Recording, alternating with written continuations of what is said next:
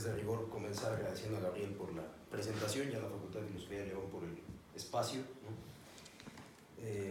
Agradecer también al escaso público que tenemos hoy aquí, pero repitiendo una frase que ya había dicho en alguna ponencia en la que también éramos pocos, la presencia de Platón vale por la presencia de otros mil, ¿no? Entonces, aunque seamos pocos, estamos los que debemos de estar, como dices tú, ¿no?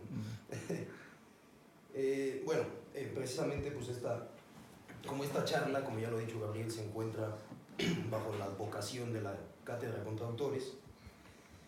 El día de hoy voy a intentar ofrecerles el contorno de un personaje peculiarísimo en la historia de la filosofía, un autor prácticamente trabajado solo por unos cuantos estudiosos, además, sí, muy escasos, en su mayoría italianos o de habla inglesa. En el mundo de habla hispana apenas se le oye mencionar su nombre, si es que tenemos suerte. Y bueno, es un autor que ya desde la propia enunciación de su fecha de nacimiento y de su fecha de muerte, obviamente teniendo a la vista su obra, ¿verdad? Y las implicaciones de su obra, ¿no? Más adelante se va a ver que el concepto de obra va a jugar un papel aquí capital. Pero repito, ¿no? Ya desde la misma enunciación de su fecha de nacimiento y su fecha de muerte nos suscita un cierto escalofrío, podemos decirlo así. El autor en cuestión, como ya se ha dicho, es Carlo Michelstädter,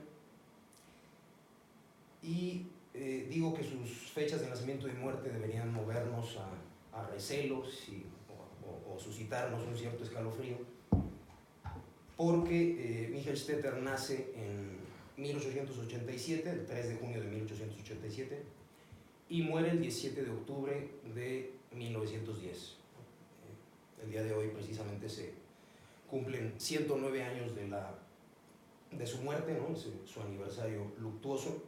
Esa es una de las razones por las que decidí ofrecer el día de hoy esta charla. La otra razón era que pues, continuar las charlas que se habían prometido, si es que alguien se acuerda a estas alturas, ¿verdad? En el contexto de la cátedra contra autores. Claro, la idea de esta serie de charlas era precisamente presentar autores cuyo denominador común fuera que habían sustentado su suicidio, ¿no? con una postura teórica, ¿no? Lo que se llamaba el suicidio metafísico, con la expresión esta de Giovanni Papini que había utilizado antes. Y bueno, de hecho voy a tener que desdecirme de esta clasificación, al menos en el caso de Michelstädter, pero vamos a entrar ahora en ello, ¿no? Entonces, Michelstädter nace en 1887, muere en 1910, es decir, que son 23 años de actividad, ¿no? Y traigo aquí un verso de Ezra Pound que precisamente podía servirnos como hilo conductor a propósito de la juventud de nuestro autor. Ezra Pound pone en los cantos, en boca de Aristóteles, las siguientes palabras, ¿no? La filosofía no es para los jóvenes. Platón, ya saben que cifraba Platón en la República en 50 años el ejercicio de la actividad dialéctica. Según ese criterio, los que estamos aquí saldríamos bastante mal parados todos, ¿no? Es decir, estaríamos haciendo un uso indebido de la labor filosófica porque somos demasiado jóvenes aún para ejercerla. Entonces la filosofía, dice el Aristóteles de Pound, no es para los jóvenes,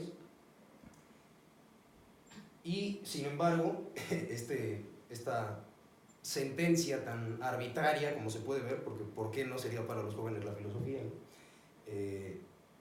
Sí, esta sanción del Aristóteles de Pound a todos los jóvenes que buscan ejercitar la filosofía, a mí me parece que frente a la figura de Michelstädter lo que hace es ceder frente el envite, podríamos llamarlo así, el envite metafísico de un joven cuya vida y cuya obra de algún modo cifra la verdad del también arbitrario, igualmente arbitrario, pero Mentis, con el que Calicles en el Gorgias platónico dice que los viejos, cuando utilizan los argumentos filosóficos, juguetean con los argumentos, son ridículos, mientras que los jóvenes es su actividad propia, ¿no? O sea, la juventud sería la edad propicia para ejercer la filosofía, mientras que la vejez simplemente estaría... Sí, claro, es la figura de Sócrates, ¿no? Está pensando, el Calicles platónico aquí está pensando en Sócrates, en la vieja figura, o la vieja óptica aristofánica que concebía a Sócrates como un erístico, ¿no? Que andaba por las nubes disertando sobre lo celeste y lo divino, ¿no? Pero bueno, esta introducción, haciendo referencia a estas dos posiciones, bueno, esta disyunción de que si la filosofía se debe ejercer en la juventud o en la vejez, etc., realmente no, es una introducción retórica, porque ya sabía, en el peor sentido de la palabra, que es precisamente el que utiliza Michel-Stetter, como lo vamos a ver ahora. Pero si recuerdan ustedes, Epicuro ya decía aquello de que la actividad filosófica nunca es tarde ni temprano para ejercitarla, sino que tanto jóvenes como viejos pueden participar de la filosofía. Pero bueno, entonces quedémonos con ese dato, ¿no? Con ese hecho de que nuestro autor vive tan solo 23 años y por lo tanto desarrolla su actividad literaria, filosófica, poética, pictórica incluso, en un tiempo muy corto.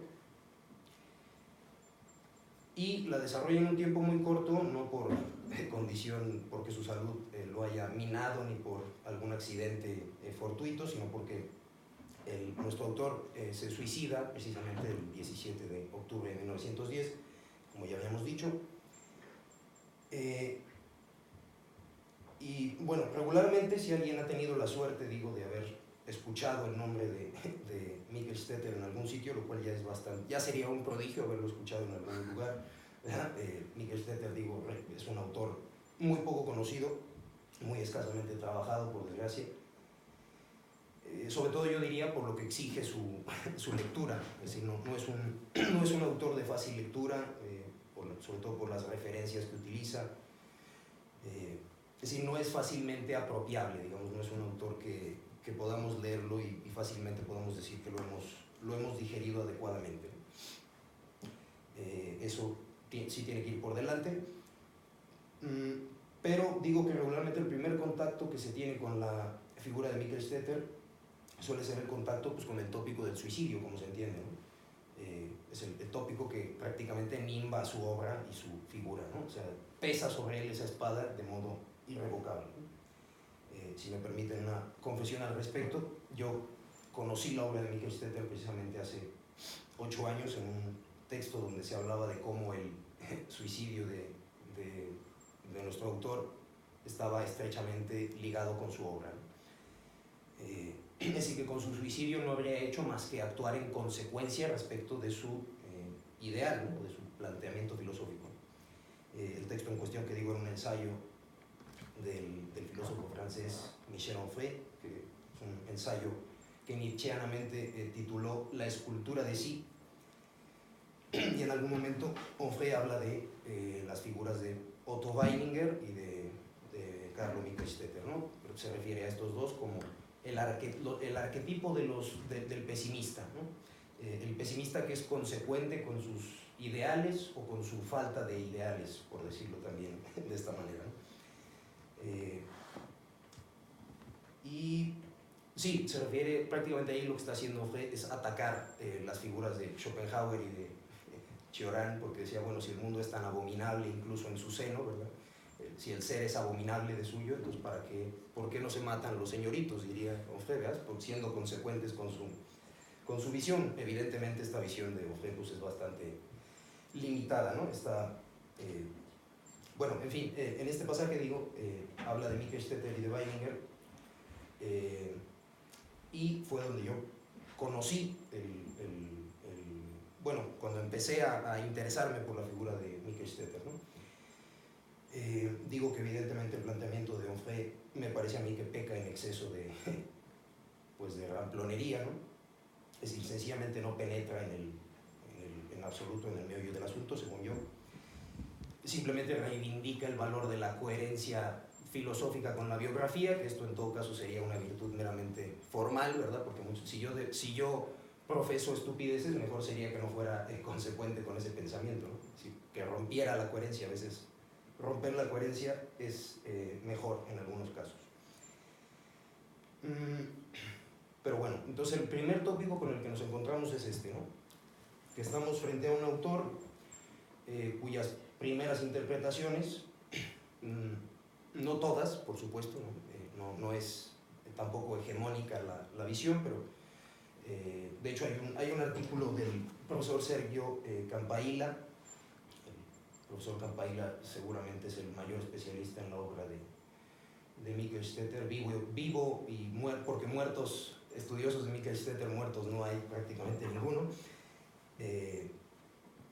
Además de que Campailla es el que edita la edición canónica, si podemos llamarla así, de sus escritos, ¿no? Además, Campailla es también el autor de una biografía muy bonita, de la primera biografía que se escribe sobre la figura de Michael Stetter, que lleva un título muy bonito. En italiano es Afferri corti con la vita,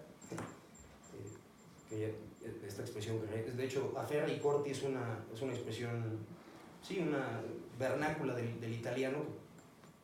Su equivalente en español podría ser algo así como abrazo partido, ¿no? Entonces, luchar a brazo partido con la vida es el título de la biografía de Campailla sobre Michael Stetter. La biografía apareció en 1974, por desgracia no está traducida, ni se augura que se la vaya a traducir, pero bueno, ya el italiano a los hispanohablantes nos es bastante familiar y nos es fácilmente asequible, al menos eso decía Borges, ¿no? Yo le creo.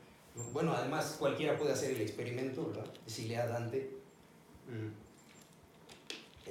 se entiende fácilmente si se es hispanohablante, ¿no?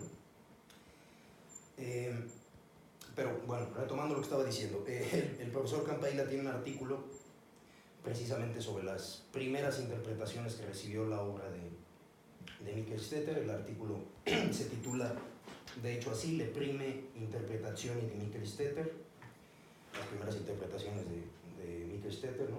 El artículo apareció en primer lugar en 1990 en la revista del Instituto de la Enciclopedia Italiana y fue actualizado en el volumen sexto de la revista Zibaldone en el año 2018, es decir, es de ayer este artículo. Y en él el profesor Campailla lo que hace es pasar revista a las primeras recepciones de la obra de Michael Stetter, recepciones que van desde el año de la muerte del autor, 1910, hasta 1922. Podríamos situar entre esas fechas las primeras interpretaciones de su obra. Y comenzando en 1910 con el escritor Giovanni Papini, que en las letras italianas pues es un astro, ¿no? A Giovanni Papini precisamente le debemos esta expresión de suicidio metafísico, ¿no? Que la aplica nada más y nada menos que a Michael Stetter en primer término. Así, la expresión suicidio metafísico se acuña para referirse a la figura de Carlo. Y lo peor de todo es que se refiere a Michael Stetter con este mote sin haber leído su obra, es decir, sin haber tenido contacto directo con su obra. Papini mismo confiesa que el conocimiento que tiene de Michael Stetter es por medio de terceros y por testimonios ajenos, o sea, nunca llegó a leer directamente a Carlo. Y precisamente Papini, es decir, el escritor, el primer intérprete de Michael Stetter, que no leyó su obra, es el que hace pesar sobre él ese mito del suicidio metafísico, ¿no? De que de su doctrina se desprende el suicidio. No sin razón se puede llamar mito precisamente esta visión, ¿no? Lo llama de hecho así un estudioso de la obra Michael Stetteriana en un muy bonito libro que se llama Las palabras contra las palabras, que de hecho es una fórmula de Michael Stetter, esta de Words Against Words, es de Malcolm Angelucci. Y en ese artículo, en la introducción, se habla del suicidio filosófico de Michael Stetter como un mito construido por Papini sin conocimiento de causa, ¿no? Bien, hechos estos prolegómenos o como quieran llamarlos, ahora sí empieza formalmente la charla, ¿no? Y bueno, les debo advertir que la exégesis que voy a hacer aquí de algunos aspectos de la filosofía de Mikel Stetter sí se apoya en muchos de sus comentadores, intérpretes, exégetas actuales, pero bueno, entre estas figuras se cuentan, prácticamente son estos todos los estudiosos de la obra de Mikel Stetter: Massimo Cacciari, Sergio Campailla, Gianni Carcia, Claudio Magris y Roberto Calasso, bueno, Paolo Magris también. Se puede hacer una especial mención de una tesis muy reciente de Francesco Pigozzo, que su tesis de grado la hizo sobre Mikel Stetter. Hizo un trabajo extraordinario. La tesis de Pigozzo se llama Differenze e identità tra persuasione e linguaggio nell'opera di Carlo Mikel Stetter. Es un trabajo muy especializado. Entonces digo, sí, que me voy a apoyar en intérpretes de su obra, pero voy a meter también yo de mi cuchara, ¿verdad? Voy a pretender aquí meter de mi cuchara al respecto, ¿no? No se trata de resonar solo lo que han dicho otros, sino de volcarse a las pragmata, ¿verdad? En este caso a la obra del autor, ¿no? Voy a hacer entonces mi propia interpretación de la obra de Mikel Stetter, porque, bueno, el problema principal yo creo con su figura es que su voz está, bueno, buena parte del sentido de su obra depende del sentido que podamos interpretar en los autores de los que él se vale para construir su propia visión filosófica, ¿no?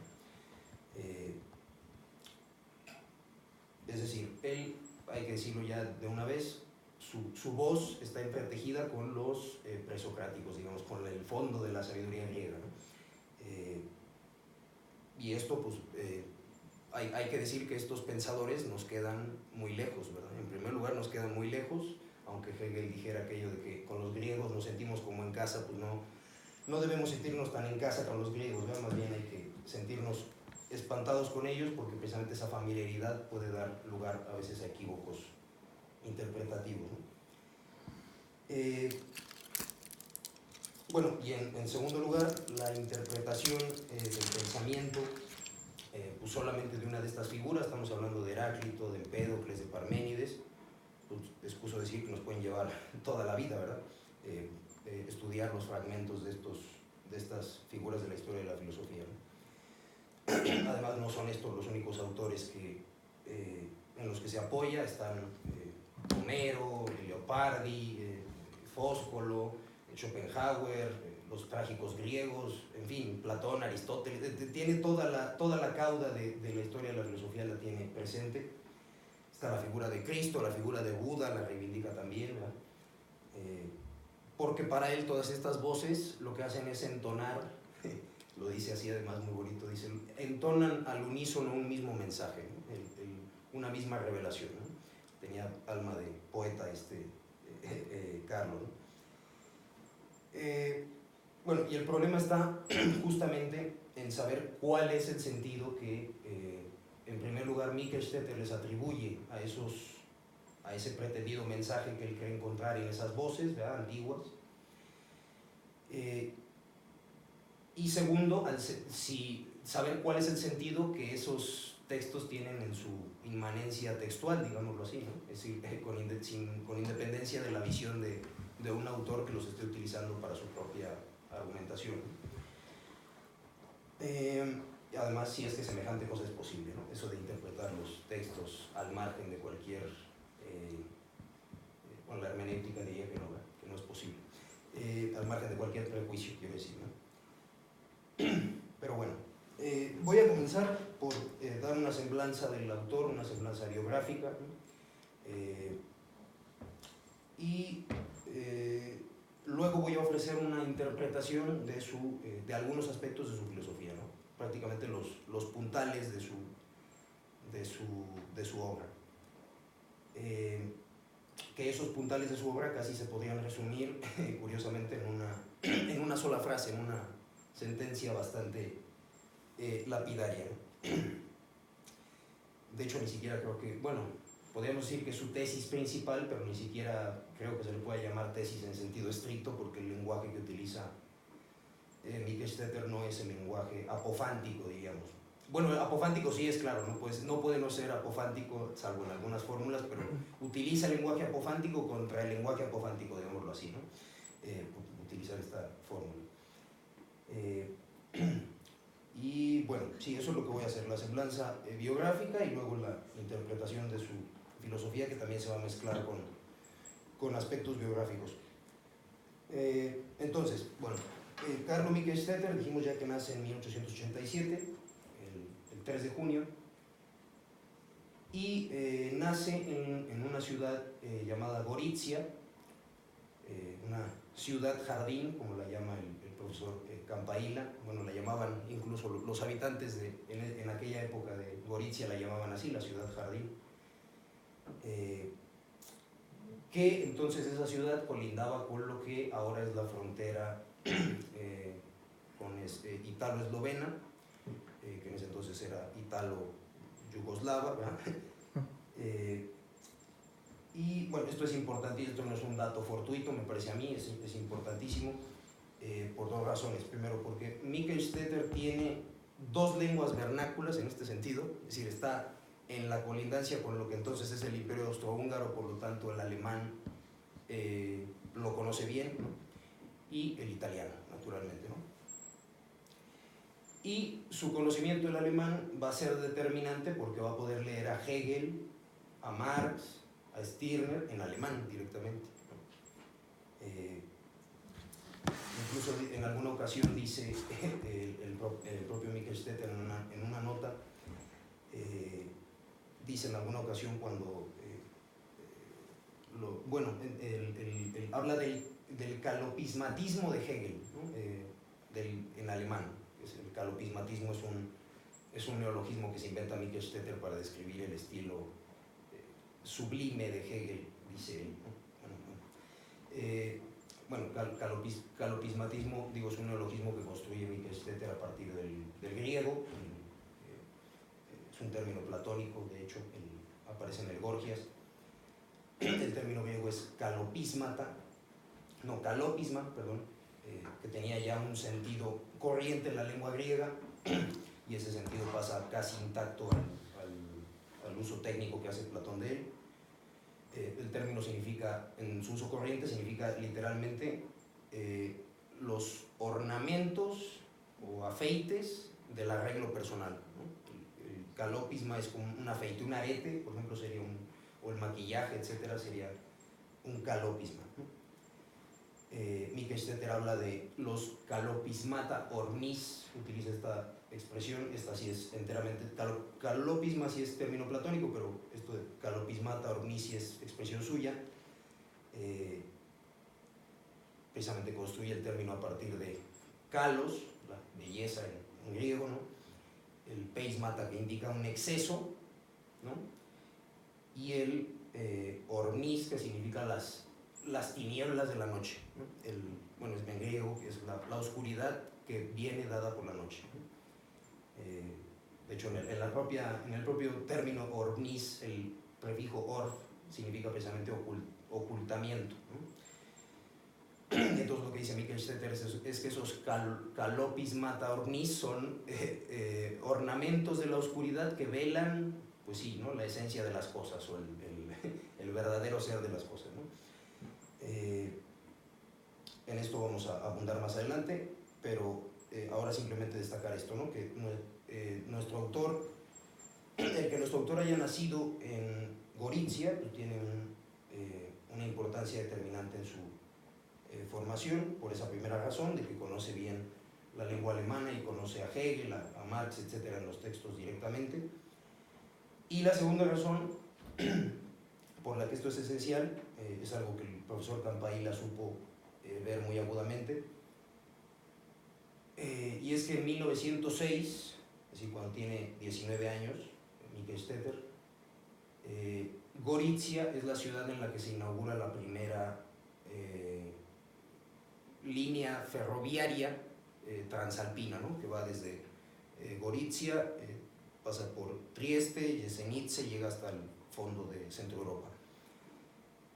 Y esto lo pudo ver Mikkelstetter desde la ventana de su casa, porque la casa de la familia de los Mikkelstetter, que era una familia judía acomodada, y además de larga tradición de eruditos, rabinos, filólogos, etc. La casa de los Mikkelstetter estaba en el corazón de Gorizia, en lo que es la Plaza Grande ahora. Imagínense ustedes, pues el mero centro de hecho todavía está allí, la casa de Mikkelstetter la convirtieron en museo y en el archivo, el fondo de sus escritos, ¿no? Como se pueden imaginar, pues la Plaza Grande, siendo el centro de la ciudad, pues padeció estragos precisamente por esta inauguración de la línea ferroviaria masiva, ¿no? Es como si en la Ciudad de México te ponen al lado de tu casa una parada del metro, ¿verdad? Pues te echan a perder todo el entorno, ¿no? Pero efectivamente, ¿no? Cuando Mikkelstetter regresa por última vez a su tierra natal, pues la ciudad ha cambiado radicalmente, ¿no? Ya no es la ciudad que conoció él en su juventud. Y eso nos lleva precisamente a las 3 ciudades que fueron capitales en la vida de Carlo, aunque en realidad sean 2. La primera, bueno, entre ellas está Gorizia, por supuesto, que es su tierra natal, pero hablando de su formación, la primera es Viena. Empieza estudiando matemáticas en la Universidad de Viena en 1905, y luego se traslada a Florencia, abandonando los estudios de matemáticas, bueno, abandonándolos formalmente porque nunca, bueno, ya está casi a estas fechas ya está casi a punto de morir, pero no dejará el estudio de las matemáticas. Incluso en su obra filosófica juegan un papel crucial también. Pero digo, abandona los estudios de matemáticas, comienza a estudiar filología clásica, letras clásicas, en el Instituto de Estudios Superiores de Florencia. Es decir, empieza a estudiar griego y latín, se le vuelven sus lenguas cotidianas. Ya digo que especialmente el uso del griego en él juega un papel sin el cual su obra prácticamente queda a oscuras. Y es aquí, es decir, en este tránsito de la carrera de matemáticas a la carrera de letras clásicas, que comienza a gestarse lo que más tarde iba a ser su obra principal, que su obra principal es su tesis de licenciatura, su tesis di laurea, que dicen los italianos, que por supuesto es mucho más que una tesis de licenciatura, pero siempre hay que tener a la vista, o sea, es decir, es una tesis de licenciatura dirigida a una comisión de profesores, en principio, ¿verdad? No a un público lector más amplio, en principio. Y el profesor Campailla dice, esto debe tenerse siempre presente, ¿no? Porque cuando leemos su tesis, el propio estilo y la propia estructura del texto nos hacen olvidar que es una tesis de licenciatura. Cabe preguntarse si efectivamente esa tesis de licenciatura hubiera sido aprobada por aquella comisión de profesores, ¿no? Seguramente no. Ahora van a ver ustedes por qué. Pero bueno, la tesis de licenciatura de Mikkelstetter lleva por título La persuasión y la retórica, que ni siquiera es un título que él le dé al texto.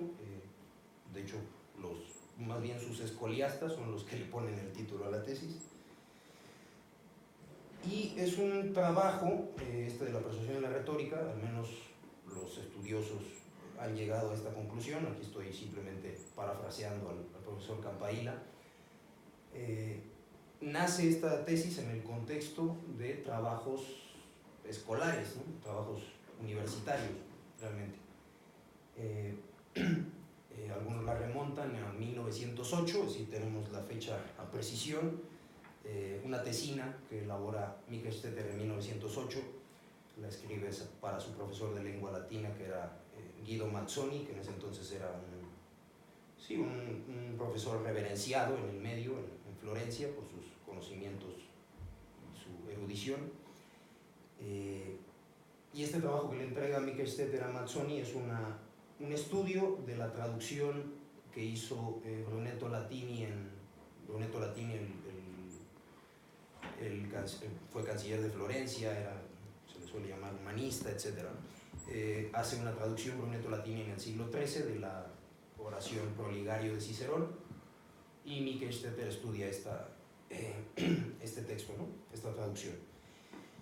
Y en una carta fechada en ese mismo año, el 31 de mayo de 1908, en ese momento se encuentra en Florencia, Mikkelstetter le escribe a su padre una carta diciéndole que lo que hace allí en su carrera, ¿verdad?, con sus estudios, no son trabajos hechos para él, le dice literalmente, ¿no?, que son trabajos secundarios, ¿no?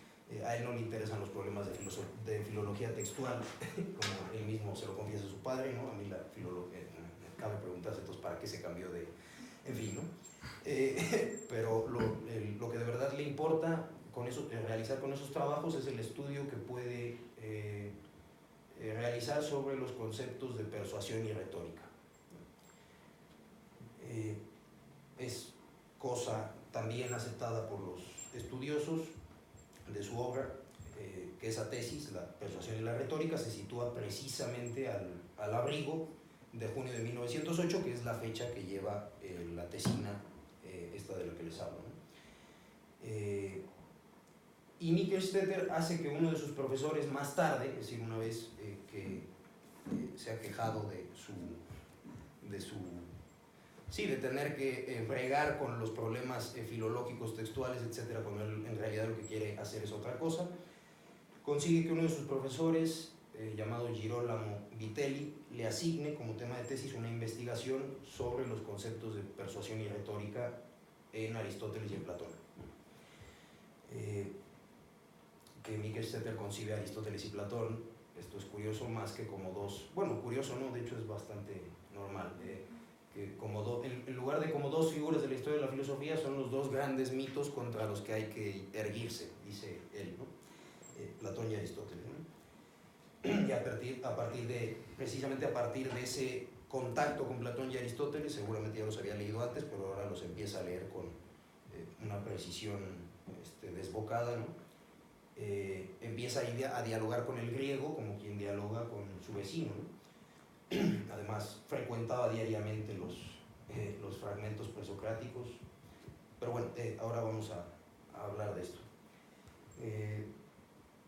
Pero sí, quizás este es uno de los aspectos más interesantes de su obra, o de su figura, que es ese uso natural del griego. De hecho, en los escritos varios, que comprenden numerosos ensayos, fragmentos, cuentos, poesías, etc., hay multitud de esos textos que están escritos en griego. O sea, no son citas de Mikkelstetter, sino que él construía esos textos en griego, ¿no? Muchas veces su corrección en el uso del griego es muy elemental, muy rudimentaria, pero precisamente por eso, por el uso natural que quiere él hacer del griego. En los escritos varios, digo, hay unas páginas precisamente que quizás son el testimonio más patente de esto. Es un texto que titula Sobre la amistad con un perro, o sobre la quinofilia, la periquinofilias, y efectivamente describe ahí cómo se hace amigo un niño de un perro, etc. Muy bonito ese texto. Pero sí, el griego se le vuelve una lengua familiar más, ¿no? Es decir, no es para él el griego un recurso meramente erudito o académico, sino que lo está tiñendo él de vida, ¿verdad? Ese griego arcaico. Y además a sus pensadores más arcaicos también, en el sentido etimológico, ¿no? A Heráclito, a Parménides, a Empédocles, se vuelven prácticamente como sus contemporáneos, ¿no? Es curioso porque se ha dicho que Mikkelstetter es un griego perdido en los albores del siglo XX. Lo mismo se decía de Winckelmann y de Nietzsche, ¿verdad? Bueno, de Winckelmann en su época y de Nietzsche en su época respectiva. pero hay un dato curioso, que esto es un dato meramente anecdótico, que Michael Stetter precisamente le gustaba, su plato predilecto era el pan con miel, que es en la Grecia antigua esto es como ahora comemos tacos en la calle, ¿verdad?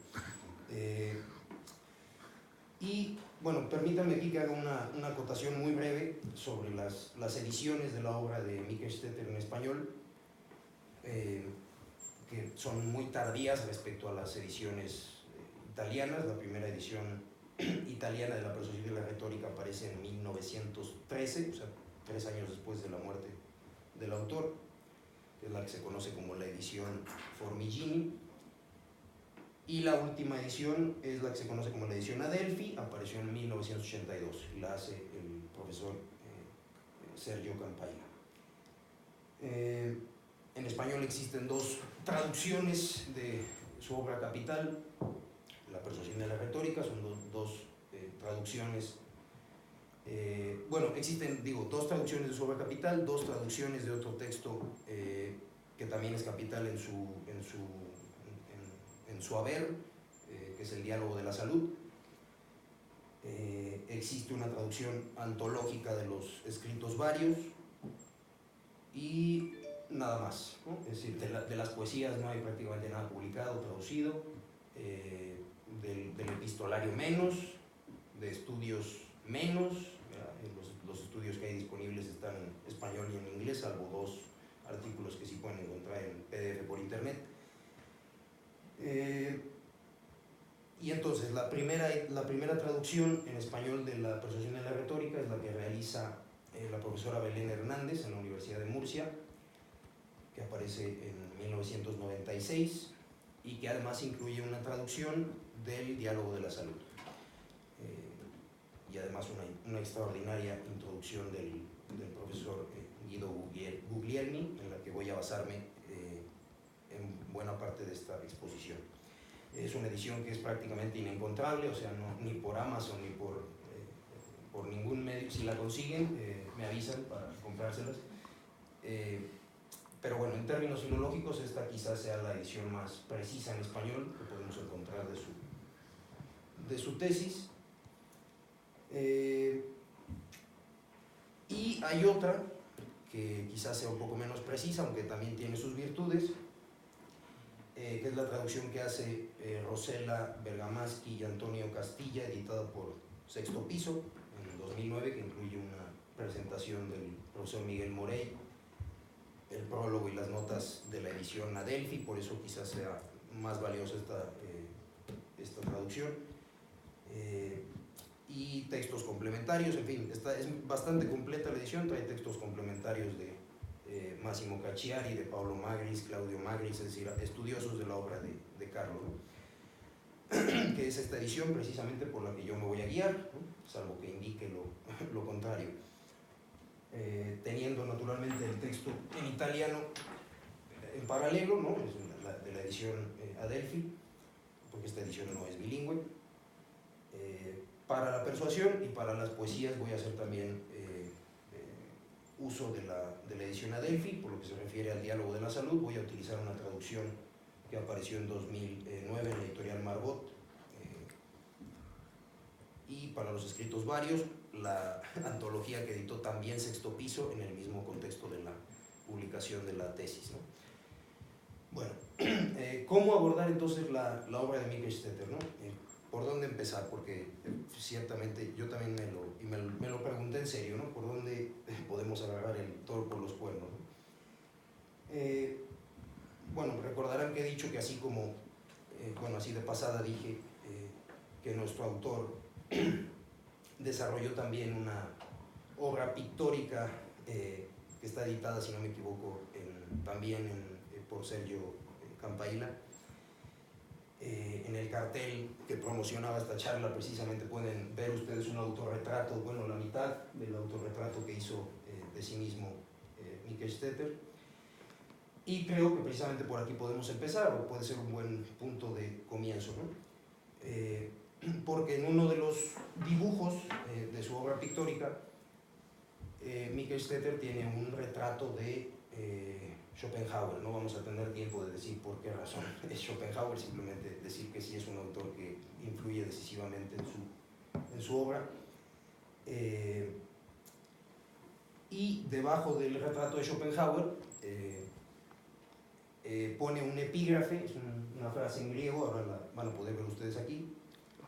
Es una frase lapidaria que condensa, yo diría, en un solo punto la práctica totalidad de su obra. Es decir, en esa frase que aparece ahí a pie del retrato de Schopenhauer está la clave de prácticamente todo su planteamiento.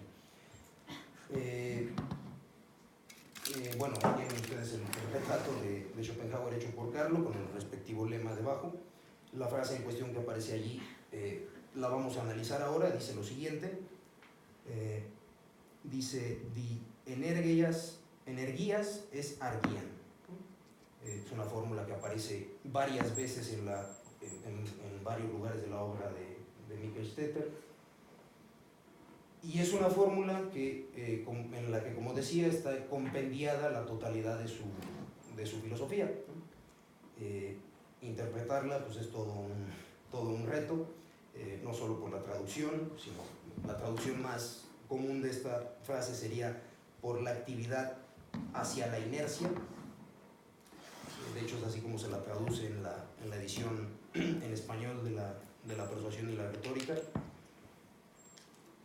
en la edición que estoy utilizando yo aquí. Yo más bien creería que una traducción más precisa de esa frase sería por la actualidad hacia la paz, o a través de la actividad hacia la paz, también podría ser una traducción. Pero, claro, digo que esa traducción se ajusta más al sentido de la frase, pero ¿cuál es el sentido de esa frase, no? Porque en principio es una frase casi civilina, ¿verdad? Que cuesta, porque a través de la actividad hacia la paz, digamos, en interpretar esta frase está el obstáculo más grande que puede haber respecto a la obra de Michael Stetter, ¿no? Tenemos que el primer problema con esta frase es que utiliza un término que en la tradición aristotélica pues tiene un sentido técnico muy preciso, ¿no? Es el término energía. Aquí de hecho nos va a venir muy bien tener presente la traducción que hizo Heidegger en alemán del término energía. Heidegger, si recuerdan, traduce energía por am Werk sein, ¿no? Literalmente estar en la faena, y hasta le podemos poner guiones, ¿verdad?, a la frase. En griego, de hecho, lo podríamos decir también con la expresión en ergon, es exactamente lo mismo que dice el am Werk sein, es el estar en la faena, y el en ergon es el estar en la labor, ¿verdad? Esto debemos, si tenemos esto presente siempre para lo que viene, nos va a ser muy útil. El otro término, que es el que se traduce por inercia o por paz, que es el término argian,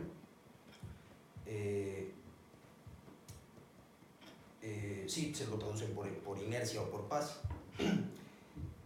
Y los otros dos elementos de la frase, que es el apócope del prefijo dia, que significa a través de, ¿verdad?, indica el través de algo, como en el diámetro, ¿verdad?, que era la línea que corta por el centro del círculo y la superficie del círculo. El otro elemento de la frase es el es, literalmente, el es argian, que indica tendencia hacia algo, ¿no?, dirigirse hacia aquello que se indica. En este caso, en la frase pues sería la paz, ¿no?, a través de la energía, ¿no?, a través de la actividad. Energía pues es bien sabido que es un término que deriva del término griego ergon, que es literalmente trabajo, o labor, acción, ¿no? Y el antónimo de ergon, o uno de los antónimos de ergon, es argeo, que deriva de argos, que significa inactividad, ¿no? Y lo curioso es que lo contrario de ergon, es decir, de labor, es precisamente argian. Es decir, tenemos que en este primer momento del análisis de la frase, que lo que esta frase indica es que a través de la actividad llegamos a su contrario, que es la inactividad, o la paz, o la inercia, o la inmovilidad, o como lo quieran traducir, ¿no? Este lema, de hecho, expresa justamente lo que el título de la charla, de esta charla, quería encubrir un poco, ¿no? Esa expresión tan anfibológica de hacer de sí mismo flama, ¿no? Hacer de sí mismo una llama, que de hecho esa expresión traduce una expresión italiana que utiliza el propio Michael Stetter, que es fiammeggiamento, que no tiene correlato estricto en castellano esta expresión, pero con la expresión esta de hacer de sí mismo flama puede indicarse un poco el sentido de esta expresión. Y bueno, digo, es la misma idea que expresa el lema que Michael Stetter coloca debajo del retrato de Schopenhauer, ¿no? Por la actividad hacia la paz y hacer de sí mismo flama significan exactamente lo mismo. Ahora vamos a ver qué es lo que significan, al menos en la interpretación que yo voy a ser capaz de ofrecerles ahora, ¿no? Bien, para entender la profundidad de estas dos fórmulas, que digo que se identifican en su sentido, es necesario, desde luego, entrar, aunque sea un poco, ¿no? Aunque sea en el umbral, en la obra principal de Michael Stetter, que decíamos que es la persuasión y la retórica, ¿no? Es un libro que nunca lo insistiremos demasiado en ello, no es un libro, es una tesis de licenciatura dirigida a una comisión de profesores, ¿no? Bueno, y lo más sensato, yo creo, en cuanto a esta cuestión, es ver qué quiere decir Michael Stetter con esos dos conceptos, ¿no? En primer lugar, con persuasión y con retórica, ¿no? Porque naturalmente tenía que ser, no los utiliza en el sentido corriente, en el que cualquiera, si hablamos de persuasión o de retórica, podríamos hablar en la calle, ¿verdad? No los utiliza sino los carga de un nuevo sentido. Bueno, si yo les digo que estas dos expresiones que vimos, ¿no? La de por la actividad hacia la paz y hacer de sí mismo una llama o flama, son expresiones que se refieren estrictamente al concepto de persuasión en Michael Stetter, es decir, la persuasión es hacer de sí mismo una llama y ir por la actividad hacia la paz. Es decir, son expresiones, si yo les digo que son expresiones que se refieren precisamente a esto, a la persuasión, no estará siendo del todo preciso, porque en rigor la aluden como pueden, ¿no? Es decir, como dirían los teólogos que hablamos de Dios, ¿no? Balbuciendo como podemos.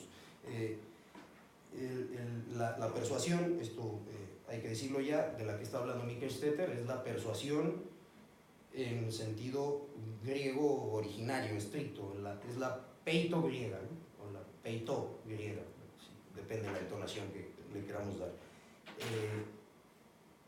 Que la peito griega precisamente no es, como muchos piensan, una diosa. Muchas veces se dice, sí, Peito es la diosa de la elocuencia y de la persuasión, del convencimiento. En realidad Peito no es una diosa, es una demonia, forma parte de los démones, ¿no? Es decir, es una mediadora entre los dioses y los hombres, ¿no? Su genealogía como tal entidad mitológica pues es muy incierta, porque Hesíodo dice que es hija de Océano y de Tetis, o sea, la hace formar parte de las Oceánides. Otros dicen que es hijo de Afrodita y de Hermes, que este origen sería el que más le convendría a Michael Stetter encomiar, ¿no? A veces se la clasifica dentro de los érotes, que los érotes son los espíritus del amor, entonces quizás por eso digo que la filiación que es hija de Afrodita y de Hermes es quizás la que se acerca más a la versión original. Pero bueno, lo que sí es seguro es que la persuasión de la que está hablando Michael Stetter es la peito griega, y más específicamente la persuasión que todavía está personificada en ese momento, que por última vez se evoca en el Fedro de Platón. el Fedro de Platón es otro de los instrumentos diarios de trabajo de Michael Stetter para hacer su tesis. Curiosamente no aparecen citas del Fedro en la persuasión de la retórica, pero está suficientemente documentado que el Fedro figuraba dentro de las lecturas de cabecera de Carlo. La Peitó de la que habla Michael Stetter es la que se evoca por última vez en el Fedro platónico. Y para saber qué naturaleza tiene esta demonia, incluso en la evocación que hace Platón de ella, hay un libro magnífico de Gianni Carcia, que también es un estudioso de la obra de Michael Stetter, pero también se ha dedicado a otras cuestiones de filología clásica. El texto en cuestión se llama Retórica de lo Sublime, está editado por Tecnos. Y en el primer capítulo de ese libro, que lleva por título Eros y Logos, Peito arcaica y retórica antigua, Carcia nos pone de manifiesto cuáles son los atributos de la Peito originaria, ¿no? De esta persuasión originaria de la que nos hablaría la mitología, ¿no? Los atributos, dice Carcia, son, por un lado, la fórmula que utiliza es la fuerza que vence sin constreñir, ¿no? Que convence con la palabra y no con la violencia. No por nada dice Carcia que la antítesis de Peito es ananque, ¿no? La necessitas de los latinos, la necesidad, el hado, como quieran, el destino, como quieran decirlo, ¿verdad? El fatum, que como antónimo de Peito, antónimo como figura antitética de Peito, sería precisamente la que compele a hacer las cosas, mientras que Peito convence a hacerlas, ¿verdad? Con dulzura, ¿no? Voy a leerles ahora un pasaje del libro del profesor Carcia, para no estar parafraseando, ¿verdad? Dice el profesor Carcia, Peito es la palabra que obliga sin necesitar. Por algo, tal y como lo atestiguan la mitología y el arte figurativo, es sobre todo compañera de Afrodita. Peito encarna una fuerza primordial que actúa sin esfuerzo y sin esforzarse. Su irresistibilidad es la de una fuerza que vence cediendo, abandonándose, la fuerza del amor, ¿no? Este pasaje que viene es todavía más ilustrativo al respecto. Dice, en la persuasión, sigue el profesor Carcia, existe, por tanto, aquel vínculo entre eros y logos que está totalmente ausente de la retórica logicizada, racionalizada, en la que incluso la persuasión se convierte en instrumento de la violencia del logos, obligada a la necesidad de la evidencia racional, y no es ya encanto espontáneo de la palabra, no es ya poesía, sino más bien encanto mágico, conscientemente activado por la ratio, ¿no? La segunda y no menos importante característica de Peito es a que está aludida en su constante aparición en el ámbito de la tradición mitológica al lado de las carites, las gracias, ¿no? Son los dones, literalmente, ¿no? Vinculada con ellas hasta el punto de ser intercambiable con ellas. Se trata del carácter de don, de esa gratuidad y falta de finalidad que están inscritas en la Peito mítica, aquella misma falta de intencionalidad que hace del poeta el cantor de las musas, ¿no? Es decir, el poseso, prácticamente, ¿no?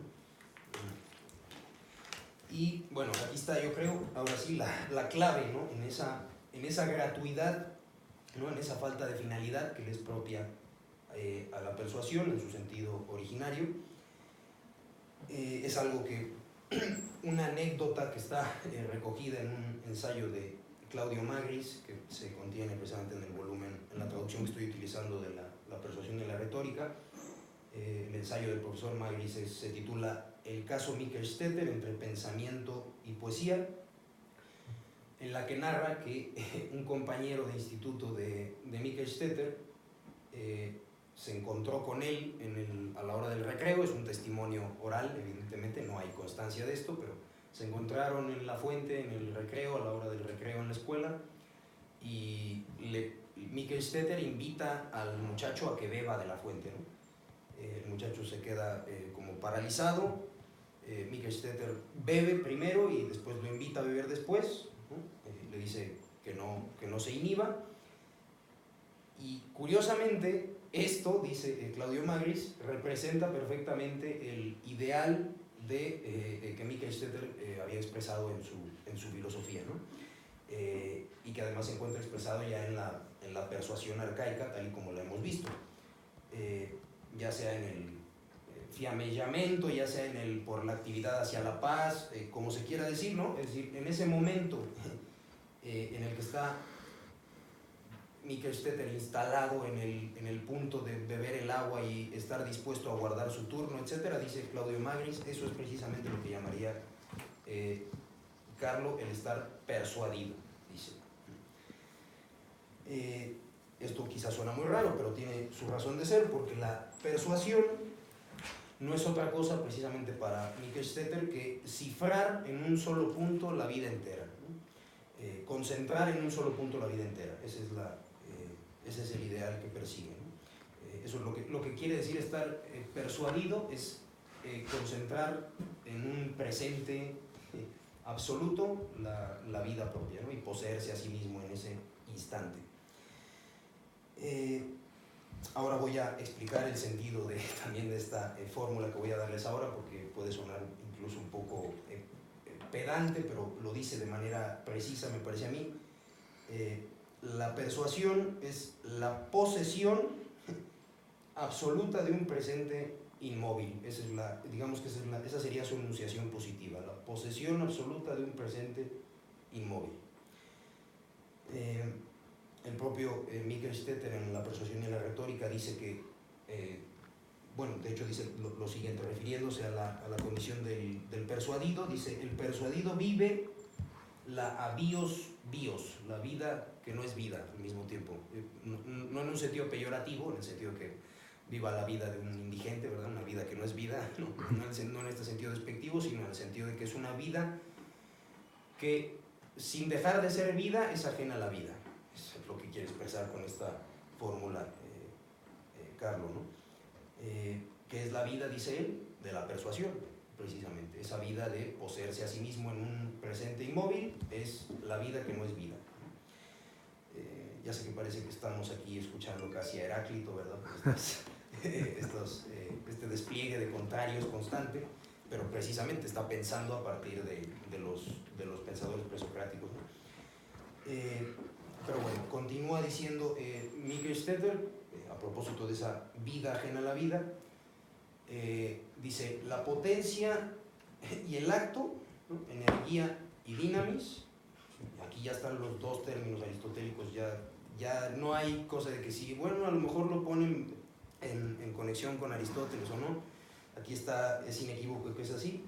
La potencia y el acto, dice, son lo mismo, es decir, lo que puede ser y lo que es en acto son lo mismo, según esta visión, ¿no? ¿Por qué razón? Porque la persuasión, a la que también llama él el acto trascendente,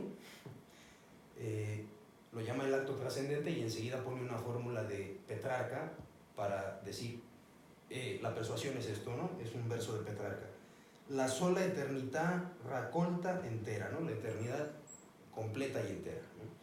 Utiliza el verso 69 del triunfo de la eternidad, de los triunfos de Petrarca, para referirse a la persuasión en estos términos. Y por cierto que es interesantísimo que el propio Michael Stetter pone este verso de Petrarca, lo liga con un fragmento de Parménides. La comparación es muy bonita, vale la pena que la veamos. El fragmento de Parménides en cuestión es, bueno, en la anotación de Diels Kranz, es 28b856. Michael Stetter no cita según la anotación de Diels Kranz por obvias razones, ¿verdad? Él muere en 1910, pero utiliza la edición de Mulag, que es de los Fragmenta Philosophorum Graecorum, que aparece entre 1860 y el 81, creo. Y el fragmento de Parménides, hasta donde lo cita Michael Stetter, reza de la manera siguiente: vamos a leerlo en griego primero y luego lo traducimos.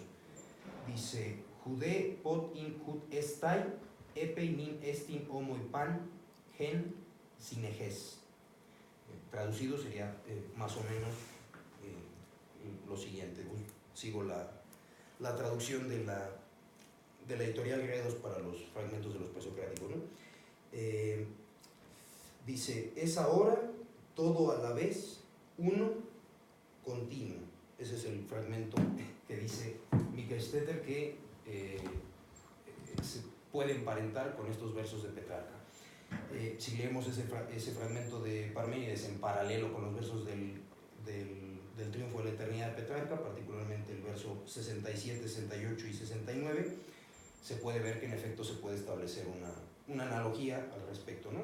Los versos de Petrarca dicen lo siguiente: non avrà loco fu sarà net era, ma è solo in presente, et ora et oggi è sola eternità raccolta entera. No al lugar fue, será, ni era, sino solo es, en presente, y ahora y hoy, y la sola eternidad completa y entera. Si la persuasión, aquí se nos pone en términos de que es el que es parmenideo, ¿verdad? Casi se nos dice esto, ¿no? El que es y ninguna otra cosa podrás enunciar con verdad, que le dice la diosa al sabio en el poema de Parménides, ¿verdad? Eso es exactamente la persuasión, ¿no? Y la persuasión, en ese sentido preciso, dice Mikkelstetter, niega, dice, el tiempo, ¿no? Con esto se entiende por qué dice que el acto y la potencia son, en la persuasión son lo mismo, ¿no? Incluso desde las propias premisas aristotélicas podría verse que es así, ¿no? Si el acto y la potencia implican el movimiento y el tiempo es la medida del movimiento, si la persuasión niega el tiempo, niega por tanto el acto y la potencia, la distinción acto-potencia, ¿no? Ese es un poco el razonamiento de Mikkelstetter. No me voy a meter en si ese razonamiento es adecuado o no, pero sí, de alguna manera lo que hace es hipostatizar o sustancializar el acto respecto de la potencia, digamos, es exactamente eso, ¿no? Digamos, se refiere ya ahora sí al acto puro, ¿no? O sea, ya al grado de llamarlo el acto trascendente, imagínense ustedes, ¿no? O la eternidad completa y entera en un solo punto, es decir, este tipo de fórmulas son las que utiliza para referirse a la persuasión. Y entonces la persuasión niega el tiempo, dice Mikkelstetter, y también niega lo que él llama la voluntad siempre deficiente, ¿no? Siempre necesitada de algo más, ¿no? La avidez, sencillamente el deseo insaciable, ¿no? Por lo tanto arrojado al momento siguiente una y otra vez, así ad infinitum, precisamente por la propia insatisfacción de esa voluntad. Prácticamente lo ponen en estos términos, ¿no? Mikkelstetter utiliza en el arranque de su tesis la metáfora de un peso que pende de un gancho y quiere estar siempre más abajo, ¿verdad? Pero aunque por mucho que baje, siempre va a querer estar más abajo, y al final él dice, utiliza una fórmula, una expresión muy, muy bonita, dice, el peso pende y porque pende, depende, ¿verdad? Ese es lo cual nos muestra que el ámbito de la persuasión es precisamente lo contrario a esto, a este pender y depender, ¿verdad? Es estar absuelto totalmente. Ahora, yo creo que con esas palabras, ¿no? estas palabras que acabo de decir y esta comparación entre el fragmento de Parménides y los versos de Petrarca, bastan para darse cuenta que en Mikkelstetter a lo que la persuasión alude realmente es al absoluto, a una suerte de absoluto, precisamente. Lo llama incluso así, el absoluto, la persuasión se identifica con el absoluto. ¿Por qué? Pues porque es una dimensión de vida absuelta respecto de todo lo demás, ¿no? A todo lo que tiene que ver con, podemos incluso utilizar la nomenclatura heideggeriana aquí, lo que tiene que ver con la vida inauténtica, que es lo que Mikkelstetter llama la vida de la retórica. Esta comparación entre la vida inauténtica y la vida de la retórica de la que habla Mikkelstetter no es mía, es del profesor Sergio Campailla, lo hace una comparación brillante entre estas dos nociones y dice que Mikkelstetter anticipa a Heidegger en cierto modo en este punto al menos. Bueno, digo que con estas palabras ya se puede ver que la persuasión alude a una especie de absoluto, y la retórica es precisamente lo contrario a esa vida del absoluto, ¿no? Ahora vamos a recapitular un poco, ¿no? Nos hemos referido a la persuasión con varias fórmulas, ¿no? Que ya repetimos bastante: hacer de sí mismo flama, la actividad hacia la paz, etc. Y mi interpretación sobre este, que quizás es el punto central de la filosofía de Carlo, es que precisamente ese fiammeggiamento o ese arribar a la paz a través de la actividad no quiere decir, y esto, ojo, no quiere decir que a través de la actualidad se alcance algo, algo así como un telos, ¿no? Es decir, que con esa actividad se alcance un telos, que en este caso sería pues, la paz, ¿verdad? La finalidad de esa actividad, ¿no? Yo creo que la cosa no es tan sencilla, y el pasaje aquel del profesor Karcher que le leí sobre la falta de finalidad en la persuasión, tal y como la presentaba Karcher, ¿no? En la mitología antigua, decía que uno de los atributos de esa persuasión era la falta de finalidad o la falta incluso de intención respecto a algo, ¿no? Da la clave, yo creo, ese pasaje de que no es un telos lo que esa actividad persigue, ¿no? O hacia lo que tiende esa actividad. De hecho, podríamos decir que no tiende a nada, pero vamos a verlo ahora. Entonces, la interpretación que yo alcanzo a hacer de este ideal de Mikkelstetter, ¿no? A ver si soy capaz de redondearlo aquí para ustedes. La interpretación es que esa misma energía, ese mismo acto o actividad, es su propio fin. Es el propio reposo, esa propia paz por la que se dice que se llega a la actividad. No es que se llegue a ella, es que la propia actividad, en gerundio, digamos, ¿verdad? El estar haciendo perpetuamente es la paz en la que se quiere instalar, la paz del persuadido. Esto quiere decir que la paz anhelada pues no es más que el acto reposando precisamente en una especie de actividad perpetua, ¿no? Y precisamente esto a su vez quiere decir que esa actividad no es un mientras tanto se llega a algo, ¿no? Si no hay aquí teleología de ninguna clase, eso es básicamente lo que estoy diciendo, ¿no? No hay un mientras tanto respecto a un fin o a una meta o lo que se quiera, sino que esa propia actividad es su propio fin, es autotélica, ¿verdad? Por decirlo en términos precisos, ¿no? Hay un pasaje, de hecho, en la persuasión, en la tesis de la persuasión y la retórica, en el que se citan unas estrofas de una canción que en el original está en dialecto véneto, y Mikkelstetter la aplica precisamente a ese mientras tanto, mientras tanto que parecería ser la actividad respecto de la paz.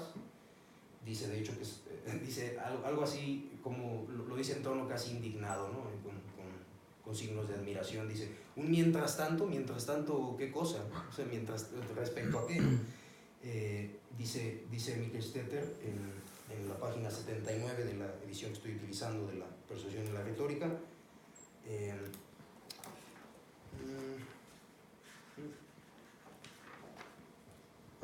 dice, mientras tanto que hace tiempo cantaban en el Véneto, se espera que las piedras se hagan panecitos para que los pobrecitos coman este manjar. Se espera que el agua se haga champaña, así ya no hay maña para ningún pesar. Se espera esperando que llegará la hora de irse en mala hora para ya no esperar, ¿no?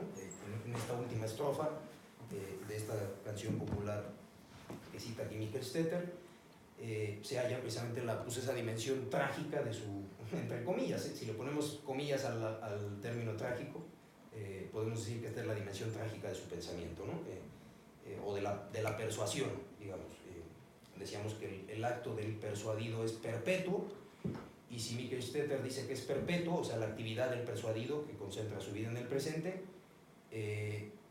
dice que es porque en el instante siguiente viene la muerte segura, ¿no? Es decir, si ese presente es absoluto, si ese es, evoca Parménides o Petrarca o quien fuere, sí, no hay instante siguiente respecto a él, precisamente porque el instante siguiente sería la muerte, ¿no? Algunos han interpretado esto como diciendo, bueno, entonces la paz es la muerte, ¿no? Y entonces aquí ya tiendes el puente a que efectivamente se suicidó por razón por su propia concepción teórica, ¿verdad? La actividad hacia lo que se quiere llegar, que es esa paz, es la muerte.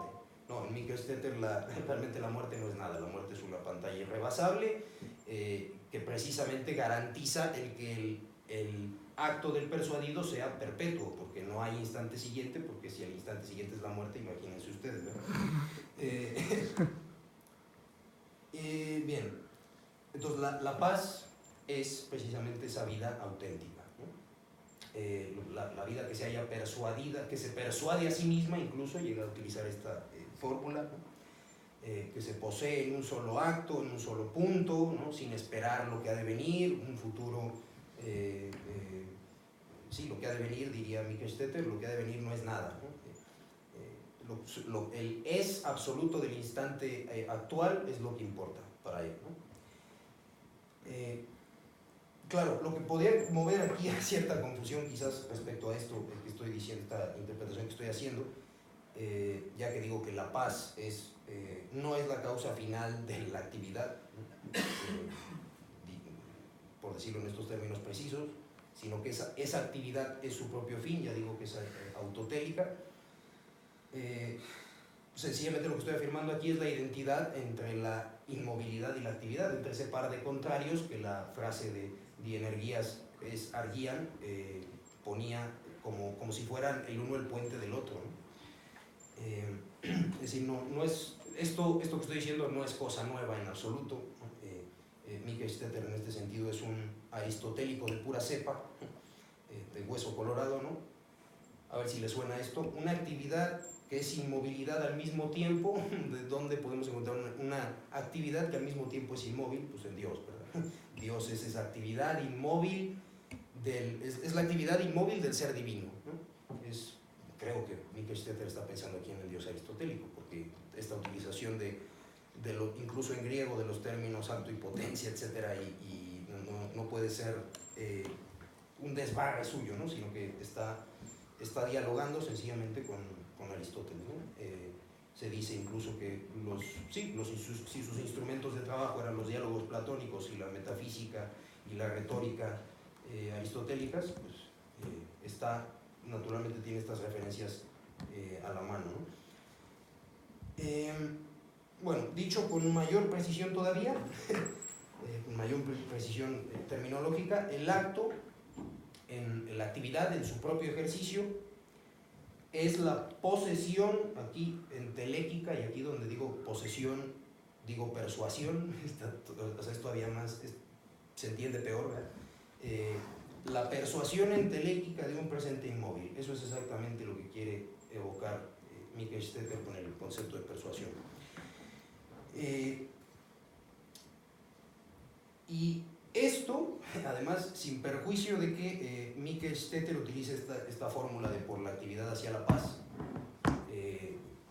la utiliza siempre en griego, nunca la traduce, bueno, salvo en el pasaje de la persuasión, pero la traducción, ya digo que es eso de traducir Argian por inercia es bastante discutible, pero en fin, en cualquier caso la cita en griego constantemente, ¿no? Vuelve a citarla en un poema casi que escribe en paralelo con su tesis de licenciatura y la modifica, parece que radicalmente. El verso se los leo en greco-italiano, porque hasta en los poemas utilizaba el griego, Mikelstetter. El verso en cuestión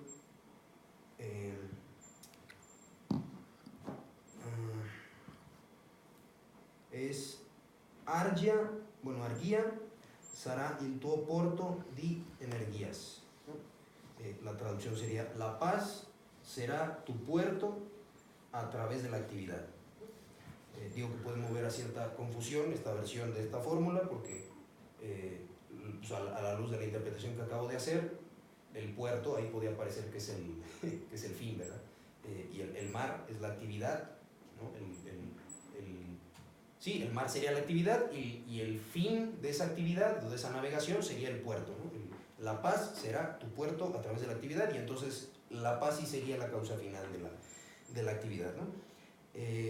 Ahora, a esto lo que se me ocurre responder es, de hecho, de un modo muy sencillo, es que en el momento mismo en el que el nauta se hace a la mar, ya está instalado en la paz. Esto es lo que podríamos decir respecto, aunque el mar esté embravecido, eso no importa. Es decir, la actividad de Mikkelstetter, ese acto, la persuasión, es una actividad que derrota sobre las olas incansablemente, que no llega a puerto jamás, precisamente porque su propia navegación es su recompensa, ¿no? Para cerrar el apartado sobre la persuasión, el apartado sobre la retórica va a ser mucho más corto, se los prometo. Pues qué mejor precisamente que cerrar con las propias palabras que cierran el tercer capítulo de la persuasión y la retórica, que se titula ilustrativamente El camino hacia la persuasión. En el último párrafo de ese tercer capítulo es donde aparece la fórmula esta que veníamos considerando, por la actividad hacia la paz. Y dice Mikkelstetter, hablando de la figura del persuadido, en la página 93, dice lo siguiente: cada uno de sus instantes, o sea, de los instantes del persuadido, es un siglo de la vida de los demás, hasta que haga de sí mismo una llama y llegue a consistir en el último presente. Entonces estará persuadido y en la persuasión tendrá la paz. Ahora vamos a entrar en la parte de la retórica, ya digo que va a ser más corta, ¿no? Es la otra cara de la moneda respecto de la persuasión, ¿no? No todo podía ser luz y felicidad, ¿no? Bueno, de hecho, si dijimos y vimos que la persuasión era el absoluto, ¿no? En el sentido más estricto del término absoluto, es decir, aquello que está absuelto respecto a todo otro ente o realidad, entidad, como quieran decirlo, Mikkelstetter dice que él no conoce el absoluto, ¿no? Dice, no conozco el absoluto, lo conozco como el insomnio conoce el sueño, ¿no? Utiliza esta fórmula, y si lo conoce de manera meramente negativa, ¿no? por lo que no es la persuasión, diríamos. Hace un momento acabamos de hacer como una especie de teología afirmativa a propósito de la persuasión, pero en sentido estricto, sobre la persuasión no se puede decir nada que no sea negativo, diría Mikkelstetter, ¿no? Es decir, poseer, y es normal que no lo conozca, ¿verdad? Porque poseer ese absoluto, ese poder concentrar, imagínense si ustedes pudieran concentrar en un solo instante su vida entera, yo creo que quedarían destruidos después de eso, seguramente. La cosa, como era de esperar, ¿no? es bastante más difícil, no es que el absoluto esté ahí asequible y a la vuelta de la esquina, ¿no? Porque, dice Mikkelstetter, realmente nunca estamos persuadidos, nunca estamos en la vida de la persuasión, sino que siempre estamos inmersos en lo que llama él el ámbito de la retórica, ¿no? De esos ornamentos de la oscuridad que llamaba con expresión platónica, ¿no? Y de ahí no se puede salir, dice él, estamos ahí presos de manera irremisible, ¿no? Hagamos lo que hagamos. De hecho, lo voy a decir de dos maneras muy sencillas y rápidas, ¿no? La retórica de la que habla Mikkelstetter, guardada en las debidas proporciones, es lo que Schopenhauer llama velo de Maya, exactamente lo mismo, ¿no? En el hinduismo el velo de Maya pues es la ilusión que recubre el verdadero ser de las cosas, y queremos, aunque la terminología estaría aquí inadecuadamente utilizada, ¿no? Pero lo que llama Schopenhauer persuasión, el mundo del fenómeno, ¿no? De lo que aparece y nunca es, que no todo lo que aparece es lo que parece, podría ser, ¿no? la fórmula que podríamos utilizar aquí. El otro modo de decirlo, o ni siquiera el otro modo, es como complementario, ¿no? El otro aspecto de la retórica de la que habla Mikelstetter lo podemos ilustrar con una analogía que hace Platón en el Gorgias, y que el propio Mikelstetter tiene presente, en la que Platón compara la técnica retórica con la técnica culinaria. Dice Platón que la retórica es una parte, así como la técnica culinaria, es una parte de la adulación, del arte de la adulación, ¿no?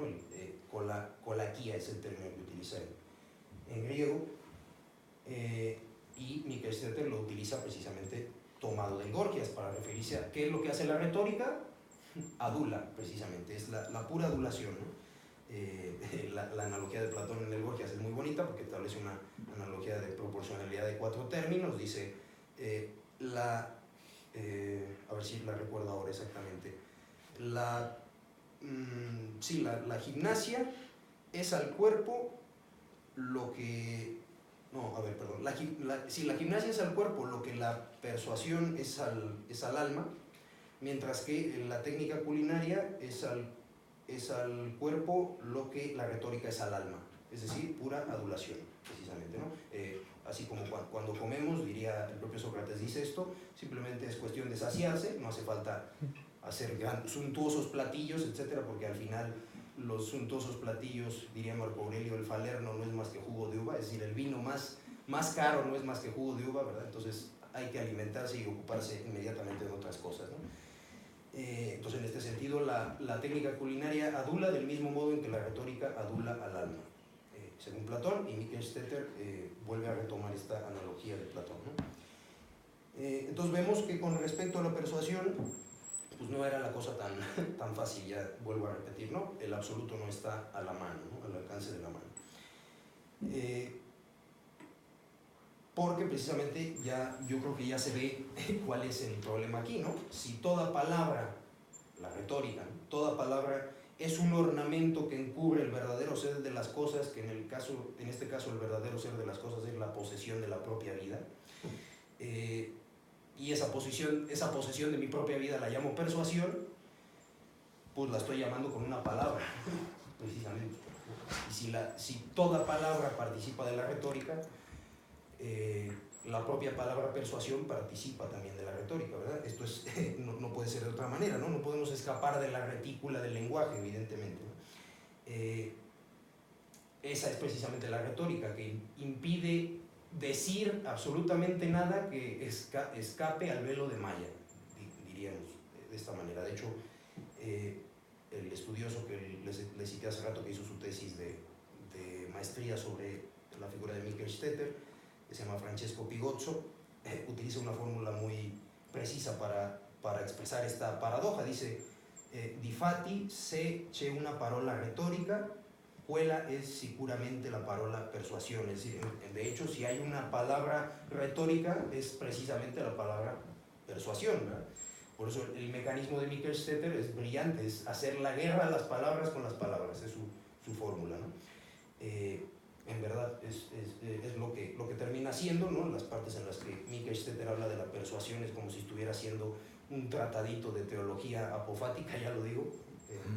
Sí, parece que estoy leyendo al maestro Eckhart aquí, o sea, el uso del lenguaje retuerce las fórmulas, las palabras, la sintaxis, la gramática, ¿no? La puntuación incluso, utiliza guiones y paréntesis de manera obsesiva, subraya, incluso en los manuscritos subraya prácticamente todo el texto. De hecho, algunos psicoanalistas han dicho que aquí se halla un indicio de un desequilibrio mental grave, eso de estar, pero bueno, siempre hacer psicoanálisis sobre este asunto es muy peligroso, ¿no? Pero bueno, eso por un lado, ¿no? Por el otro, quisiera recordar nada más aquello que Heidegger dice en la Carta sobre el Humanismo, ¿no? A propósito de esta cuestión estilística, porque el uso del lenguaje en Mikelstetter es un recurso contra la propia retórica, o sea, está combatiendo a su enemigo con el arma que tiene su enemigo y que conoce perfectamente, ¿verdad? Lo que dice Heidegger, digo, en la Carta sobre el Humanismo, cuando dice que, bueno, dice algo así, como que liberar al lenguaje de la gramática para ganar un orden más esencial es algo reservado a la poesía y a la filosofía, ¿no? La palabra persuasiva en Mikkelstetter justamente es una palabra poética, ¿no? Es, la peito originaria, arcaica, precisamente iba aparejada estrechamente con la poesía de la que hablaba, la peito de la que hablaba el profesor Carchia en el texto que les leí. Carchia dice: la retórica sin poesía es la palabra que se encuentra lejos de la persuasión, ¿no? Claro, porque la persuasión arcaica es la que lleva en sí la poesía, precisamente, ¿no? Es la palabra con alma, dice Carchia, ¿no? Mientras que la persuasión ya logicizada, dice él, está muy lejos sí, es una mera cáscara, ¿verdad? Es una sonaja, esa palabra, ¿no? Bueno, es un ideal, no, nadie lo va a negar, ¿verdad? Es un ideal ciertamente hiperbólico, ¿no? El de Mikkelstetter, y además pues, es una guerra perdida de antemano, naturalmente, ¿no? Al inicio de su tesis las primeras palabras son: yo sé que hablo porque hablo, pero no persuadiré a nadie. Esa es la primera línea de la persuasión, ¿no? Es una guerra perdida. Él mismo reconoce que efectivamente no puede participar de la persuasión por mucho que haga, ¿no? Bueno, les prometo que ya voy a terminar casi, simplemente ya dar unas últimas consideraciones rápidas sobre la cuestión del suicidio, precisamente para eso estábamos aquí, ¿no? La cuestión del suicidio y el final, sencillamente, de Mikkelstetter, ¿no? De su vida y de su obra. Bueno, prácticamente sobre el suicidio, los estudiosos convienen en que sobre el suicidio de Mikkelstetter hay que guardar silencio. Es algo que el autor jamás expresó por escrito que su obra fuera, ni tampoco entre su obra se deduce que su obra sea un apuntalamiento de un suicidio que ya tenían premeditado o que no tenían premeditado, en fin, ¿no? Sobre estas cuestiones siempre es mejor callar, ¿no? El mito del suicidio metafísico construido por Papini no se sostiene, ya digo, a poco que se lean los textos de cerca. De hecho, de los textos, como digo, se puede deducir precisamente lo contrario. En el Diálogo de la Salud, que es otro de los textos fundamentales de Mikkelstetter, por ejemplo, se puede ver que hay un momento en el que se habla del suicidio y queda claro que para Mikkelstetter el suicidio es la forma de retórica más abominable que pueda haber, ¿no? El mayor acto de retórica posible, dice, es el suicidio, porque precisamente lo que hace es ceder a los ornamentos de la oscuridad, ¿verdad? A sucumbir por su causa, ¿no? Y a estar coartado más que nunca, precisamente. Es decir, la propia retórica te lleva al suicidio, ¿no? Por eso dice que el suicidio es el acto retórico por antonomasia. Algunos se agarran de esto para decir que su suicidio es el fracaso interno del propio discurso, pero bueno, esto ya es rizar el rizo, yo creo que se queda corto, ¿no? Sí, respecto, porque el pensamiento de Mikkelstetter yo creo que tiene mayor riqueza que simplemente decir esto, ¿no? En fin, habría mucho que decir al respecto, desde luego, ¿no? Muchas más referencias, en fin. Se quedaron naturalmente muchas cosas en el tintero, porque ya digo, Mikkelstetter entreteje su voz con la de autores que en uno solo de esos autores podíamos pasarnos la vida entera, y así lo hizo Mikkelstetter, aunque su vida es corta, consagró su vida al desciframiento del mensaje que él cree que está metido en esos textos, ¿no? Hubiera querido hacer referencia a la interpretación que hace Mikkelstetter de la fenomenología del espíritu y del capital, que lo utiliza para referirse a la retórica como retórica institucionalizada, como si las instituciones de la sociedad fueran precisamente la expresión máxima de esa retórica, ¿verdad? Que nos hurta al verdadero ser de las cosas, pero naturalmente esto requeriría pues, mucho más tiempo, ¿no? En vez de hacer eso, que sería quizás muy aburrido, les propongo cerrar la charla con un experimento mental de esos que llaman ridículamente, ¿no? A ver qué les parece. Bueno, no habrán olvidado que, pese a las apariencias, la persuasión y la retórica, lo volvemos a repetir, es una tesis de licenciatura, ¿verdad? De un muchacho de 23 años que no llegó a ser defendida jamás. En el prefacio que abre la tesis. De hecho, Michael Stetter dice de un modo seco, bueno, dice que lo que yo digo ha sido dicho ya muchas veces, dice, y parece increíble que el mundo haya podido continuar después de haber sido dicho. Y dice lo siguiente.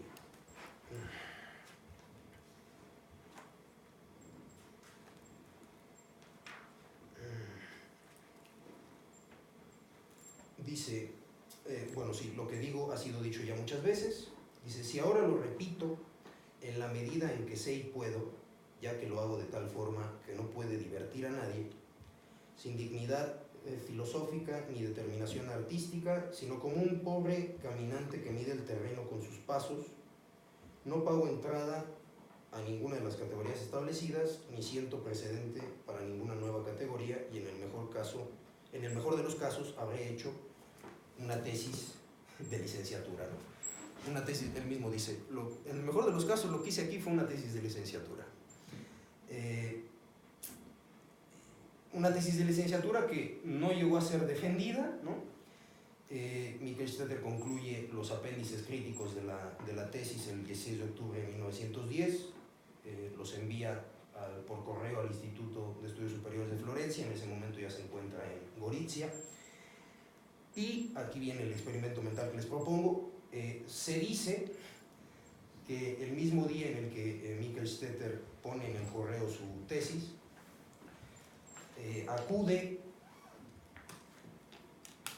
a la casa de la que era su pretendida, o su amada, que curiosamente se llamaba, o sugestivamente se llamaba su pretendida Argia Cassini, precisamente como la paz en griego, ¿verdad? La Argia, su pareja, novia, o en fin, lo que fuere, se llama precisamente Argia, ¿verdad? Con lo que, bueno, Argia, con lo que el verso del poema de Argia será el tuo porto di energías, ¿verdad?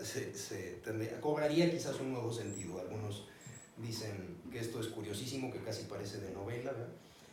Pero bueno, acude Michael Stetter ese 16 de octubre a la casa de Argia, que era una eminente pianista, talentosa pianista, y Carlo le pide a Argia que le interprete al piano la séptima de Beethoven. Yo supongo que la transcripción que hizo Liszt al piano, bueno, para piano, de la séptima, le pide a Argia que le interprete la séptima de Beethoven. Dice Carlo que Beethoven es uno de los grandes persuadidos de la historia de la humanidad. Escucha la interpretación de la séptima de Argia y se retira a su casa, ¿no? Al día siguiente, el 17 de octubre de 1910, que es el día de su muerte, podemos imaginarlo, porque siempre ya sabemos que a propósito de un suicidio no podemos hacer más que imaginar por aquello que dice el profesor Gabriel Alvear en la sinagoga vacía cuando va a hablar del suicidio de Uriel da Costa. Dice, bueno, yo puedo fantasear lo que quiera sobre este episodio, ¿verdad? Puedo imaginar que está delante de la mesa, que el libro está abierto en tal página, etcétera, ¿no? Es simplemente esto, un experimento mental, ¿no? Bueno, podemos, imaginarlo pues, delante de su mesa de trabajo, ¿no? Hay unos cuantos ejemplares de ediciones bipontinas de Platón y Aristóteles, están los fragmentos de Mular de los presocráticos, hay multitud de papeles con tachaduras y subrayados por todos lados, ¿no? El revólver está sobre la mesa, y la mirada del joven Carlo se encuentra fija en un punto, ¿no? Es una mirada que podemos imaginar, al menos yo la he querido imaginar así, muy parecida a la mirada que Víctor Hugo describe en Gilliatt, que es el protagonista de una novela suya que se llama Los Trabajadores del Mar. Es una novela muy cara a Michael Stetter. Yo conocí la novela, de hecho, gracias a que Michael Stetter la cita en la Persuasión y la Retórica. Y le podemos atribuir a Carlo esa mirada de Gilliatt hacia el final, prácticamente ya es el final de la novela. No les estoy spoileando nada porque la novela entera no tiene desperdicio. Pero Gilliatt en la novela, dice Víctor Hugo, mantiene la mirada fija en un punto porque está mirando un barco en el que va la mujer que él pretendía y que se casó con otro, y él está viendo cómo se aleja el barco en el horizonte, ¿no? En el momento, dice Víctor Hugo, en el que el barco se borra del horizonte, Gilliatt estaba sentado sobre una roca que las olas habían hecho con forma de silla, y la marea va subiendo mientras va viendo cómo se aleja el barco, y cuando desaparece el barco del horizonte, a Gilliatt se lo lleva la marea, ¿verdad? Con esa mirada inmutable que describe Víctor Hugo.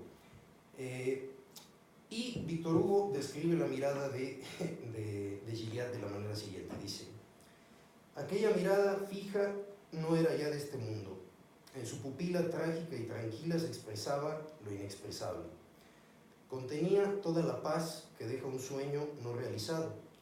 Era la lúgubre aceptación de otro cumplimiento.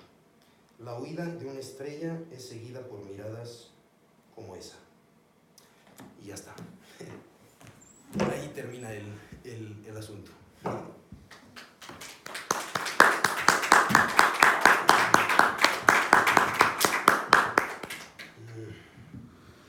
Bueno, pues creo que no queda más que cerrar se supone que están proyectadas otras 2 charlas para precisamente sobre el mismo particular, que serían autores cuyo denominador común ha sido el suicidio metafísico. En este caso, pues los he defraudado. Ya ven ustedes que Michael Stetter no es un autor que pueda caer en esta categoría, al menos interpretado de cierta manera. Y pues bueno, se hará pública la comunicación cuando esté lista. Y pues les agradecemos mucho su presencia y ya está. Bueno, estamos entre amigos, ¿verdad? Aquí no pasa nada.